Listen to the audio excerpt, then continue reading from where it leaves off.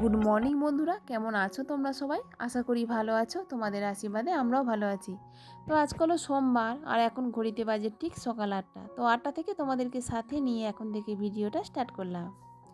তো 6টার সময় ঘুম থেকে উঠেছিলাম, মেয়েকে পড়তে পাঠিয়ে দিয়েছি। তো মেয়ের এখন সকালেই পড়া হচ্ছে, তো মেয়েকে পড়তে পাঠিয়ে দিয়ে আমি একটু ঘুমিয়েওছিলাম। আর এই শীতকালে না ঘুম থেকে উঠতে যেন একদমই ইচ্ছা করে না, তো আবার লেপের মধ্যে ঢুকে পড়েছি। আর উঠতে উঠতে অনেকটাই দেরি হয়ে গেছিলো, প্রায় 8টার মতো বেজে গেছিলো। আর তোমার দাদাভাই তো 6টার সময় ঘুম থেকে উঠে না মেয়ের সঙ্গে, মেয়েও পড়তে চলে গেছে, আর তোমার দাদাভাই একটু মর্নিং ওয়াক করতে বেরিয়েছে। তো এখন না এই কদিন হচ্ছে মর্নিং ওয়াক করতে যাচ্ছে, বলছে মর্নিং ওয়াক করলে না শরীরটা বেশ হালকা লাগছে। তো এসে আমাকে আবার ডাকাডাকি করলো, তো আমি উঠে আবার ঝটপট করে রান্নাঘরে চলেও এসেছি। তো এসে চা আর রুটিটা করে নিচ্ছি। তো আগের দিন না কিছুটা আটা বেঁচে গেছিলো, রুটি করেছিলাম। তো ভাবলাম সকালবেলা চা আর রুটি করে নেব। তো এদিকে মোটামুটি চা রুটি কমপ্লিটও হয়ে গেছে। তো তোমার দাদাভাইকে খেতে দিয়ে দেবো, আর আমি একটু খেয়েও নেব।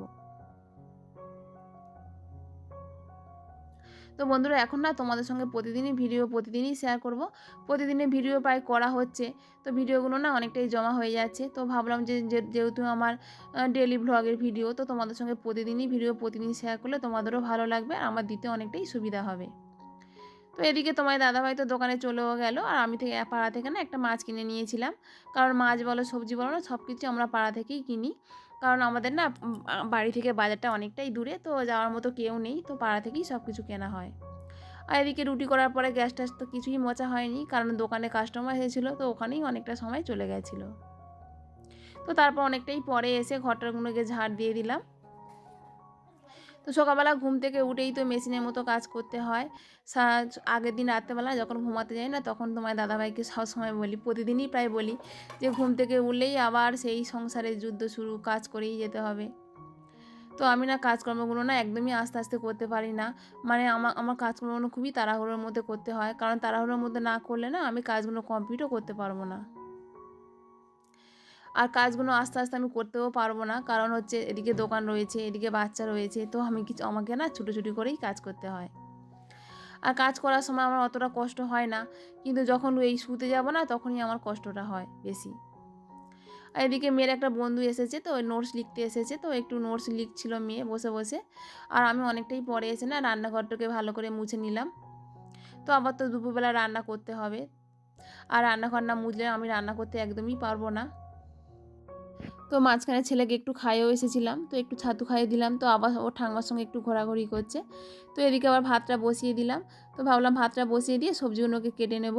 তো পাড়া থেকেই অনেক কিছু সবজি কেনা হয়েছিল, টমেটো, বিন কড়াই, গাজর, বিট এইসবই কেনা হয়েছিল। তো এই দিয়ে একটা সবজি করে নেব, রান্না করে নেব। আর এদিকে না ভাতের মধ্যে একটু আলু দিয়ে দেবো। তো ভাবলাম যে সিলভার কাপ মাছ, তো একটু আলু দিয়ে টমেটো দিয়ে মাছ দিয়ে ঝোল করব, মাখামাখাই তরকারি করব, খেতে ভালো লাগবে। তো মা আবার না দুদিন আগে একটা কলা দিয়ে গেছিলো, তো কলার কথা মনেই ছিল না, তো মা আবার আজকে এসে বলে গেল যে ওই কলাটা রান্না করো না, কারণ কলাটা না একটু শক্ত টাইপের। তো মা আবার কিছুক্ষণ পরে একটা ওলকপি দিয়ে গেল, বললো ওলকপি দিয়ে মাছ দিয়ে ঝোল করো, দেখবে খেতে ভালো লাগবে। তো ভাতের মধ্যে তো আলু দিয়েছিলাম, তো ভাবলাম যে ভালোটাকে বার করে ওলকপি দিয়ে মাছ দিয়ে ঝোল করে নেব। আবার মা ওই বাড়িতে মাছ কিনেছিল, তো আমাকে একটু দিয়ে গেল আবার। তো দুদিকে দুটো কড়াই জেলে দিয়েছি, তো এদিকে একটা সবজিটাও বসিয়ে দিয়েছি। তো সবজিটা অনেকক্ষণ ভাজা পরে না মনে পড়েছে যে পেঁয়াজটা তো দেওয়া হয়নি, তো আবার কিছুক্ষণ পরে পেঁয়াজটা দিয়ে দিলাম, আর কড়াইটাকেও দিয়ে দিলাম। তো এদিকে একটু খেয়েও নিচ্ছি টিফিন, মেয়েও খাচ্ছে মাছ ভাজা মুড়ি, আমিও একটু খেয়ে নিলাম, ওদিকে তরকারিটা তো হচ্ছে।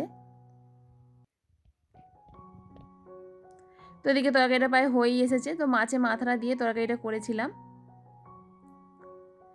তো এদিকে ভাতটাও হয়ে গেছে, ভাতটা বন্ধ করে রেখে দিয়েছি, আর এদিকে একখানা তরকারি বাকি ছিল, তো ওটাকেই করে নিচ্ছি। তো ওলকপি দিয়েই মাছ দিয়ে ঝোল করছি, আর যেহেতু আলুটা সেদ্ধ হয়েছিল, তো ওলকপিটাকে একটু ভালো করে ঢাকা চাপা দিয়ে একটু ভেজে নিয়েছিলাম, তো তারপর ঝোলটা করে নিয়েছিলাম।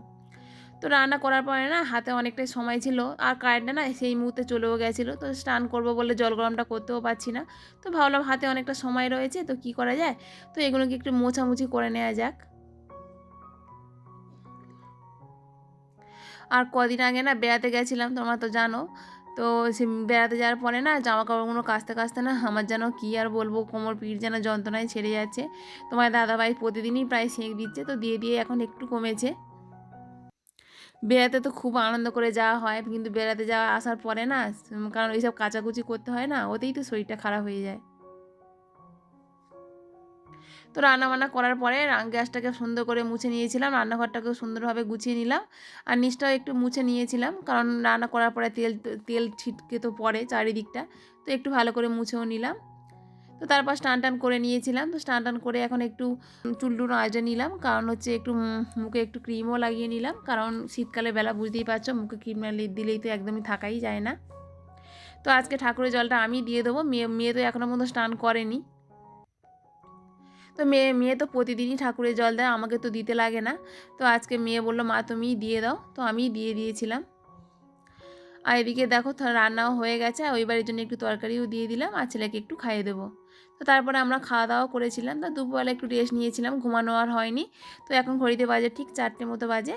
তো একটু শাড়ি পরে নিয়েছি, তো আজকে আমাদের দলের মিটিং রয়েছে, তো ওখানেই যাব। তো ছেলেকেও নিয়ে যাব, ছেলেকে ঘুম থেকে তুলেও দিলাম, একটু ছেলেকে খাইয়েও দিলাম।